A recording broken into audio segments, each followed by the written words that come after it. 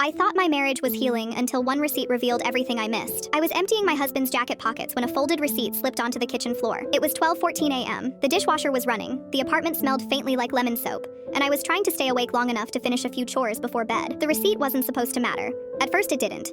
Then I looked closer. It was from a small restaurant across town. The date was from the previous Saturday. The problem was simple. According to my husband, he had spent that entire Saturday helping his father repair a garage roof. I remember staring at the receipt longer than necessary. Maybe he grabbed lunch afterward. Maybe there was a reasonable explanation. I almost threw it away. Instead, I placed it on the counter. When he came home from work the next evening, I casually asked about his Saturday. His answer never changed. He described the same story I had already heard. The roof, the tools, the long afternoon, the bad weather. Every detail sounded rehearsed. I waited until he finished. Then I showed him the receipt. The color drained from his face so quickly that I knew before he said anything. For a few seconds, neither of us spoke. Then he claimed it belonged to a coworker. The excuse sounded weak even to him. I could hear it in his voice. That night turned into one of the longest nights of my life. The truth didn't come out immediately. It arrived in pieces, small pieces, enough to keep me awake until sunrise. A woman from work, lunches that became dinners, messages that became daily conversations, months of emotional intimacy he never mentioned. According to him, nothing physical happened. I honestly don't know whether that was true. What hurt most wasn't the uncertainty. It was realizing how much effort he had invested somewhere else. For nearly a year, I had been asking him to spend more time with me, to talk more, to put away his phone during dinner, to be present. The energy existed. It just wasn't being given to me. Over the next week, I learned things I wish I never knew. He had memorized her coffee order. He remembered stories about her childhood. He knew the names of her nieces. Meanwhile, he regularly forgot conversations we had the day before.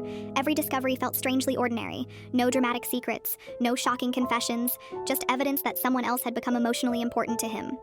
I started questioning everything. Not only him, myself. I wondered whether I had ignored warning signs, whether I had become boring, whether I somehow helped create the distance between us. Part of me knew those thoughts weren't fair. Another part couldn't stop thinking them. We started counseling a month later. Every Wednesday evening, we sat in a small office with uncomfortable chairs and talked about communication. Some sessions felt productive.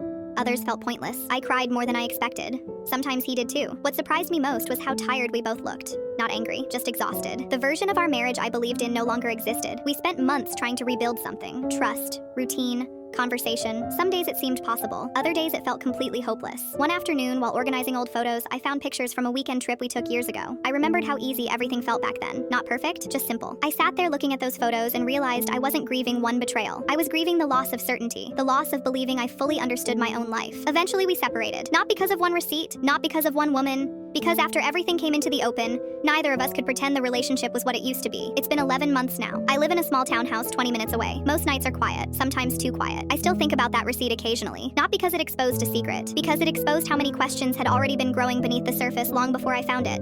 And even now, when I walk past that folded piece of paper stored inside an old drawer, I still remember how ordinary it looked before it changed everything.